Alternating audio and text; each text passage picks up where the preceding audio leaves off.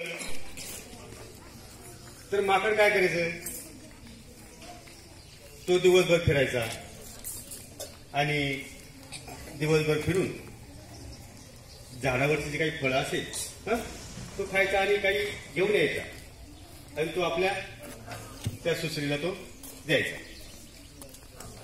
तर असं करता करता दोघांची इतकी मती जमली, खूप मती जमली. मग एके दिवशी माकडाने त्या सुसरीला सांगितलं की तू माझ्या घरी जेवायला ये, तू माझ्या घरी जेवायला ये. अरे तर सुसरीनं त्या माकडाचं आमंत्रण स्वीकारलं आणि मग सुसर एक दिवशी त्या माकडाच्या घरी जेवायला गेली. मग त्या ठिकाणी माकडाने चांगला सुंदर असा बेत आखला, गोड गोड असा पदार्थ तयार केले आणि सुसर त्या ठिकाणी पोटभर जेवली आणि पटकन तिच्या घरी निघून गेली.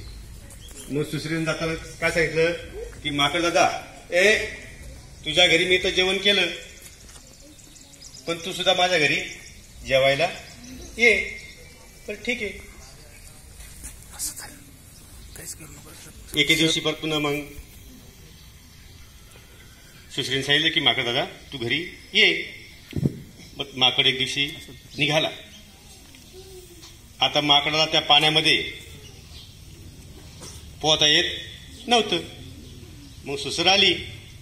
सुसर म्हणाली की तू माझ्या पाठीवर बस, तू माझ्या पाठीवर बस, मी तुझ्या माझ्या घराकडे तुला घेऊन जाते. मग माकड तिच्या पाठीवर बसलं आणि मग त्या निम्म्या पाण्यामध्ये आल्यावर सुसरीचं काय ते डोक्यामध्ये वेगळा विचार आला. काय विचार आला तर आपण या माकडाच्या घरी जेवण केलं, इतकं गोड जेवण होतं, तर हे माकड किती चांगलं असेल, त्याचं हृदय किती चांगलं असेल, मला या माकडाचं हृदय खायचं आहे, या माकडाचं मला हृदय खायचं आहे, असा विचार तिच्या मनात आला आणि ती लगेच थांबली. थांबल्यावर सुसर म्हणाली माकड दादा तू इतकं जेवण चांगलं केलं आणि मला खूप आवडलं, मग तुझं हृदय मला खायचं आहे, तुझं हृदय मला खायचं आहे. माकड घाबरून गेलं.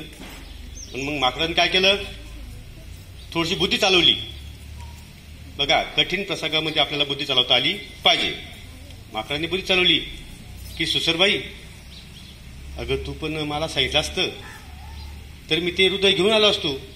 माझं हृदय कुठे झाडावर आहे म्हणे, माझं हृदय कुठे झाडावर आहे. मग चल फरक मागे फिर, मी माझं हृदय घेऊन येतो. सुसरपत पाठीमागे गेली आणि मग माकड टणकन उडी मारली माकडाने आणि झाडावर गेलं आणि सांगितलं की सुसरबाई हृदय कुठे असतं, प्रत्येकाच्या कुठे असतं, शरीरामध्ये असतं, बरोबर आहे की नाही. मग या ठिकाणी मग माकडाला कळलं ही जरा म्हणजे आपण हिला चांगलं काय केलं, खाऊ पिऊ घातलं, मैत्री केली आपण आणि हिने काय केलं, आपलं हृदय खायची इच्छा केली, म्हणजे ही कपटी आहे, ही कपटी आहे की नाही. मग अशा कपटी मित्रापासून आपण सावध राहायला शिकलं पाहिजे. या समाजामध्ये अनेक कपटी मित्र आहेत, बरोबर आहे ना.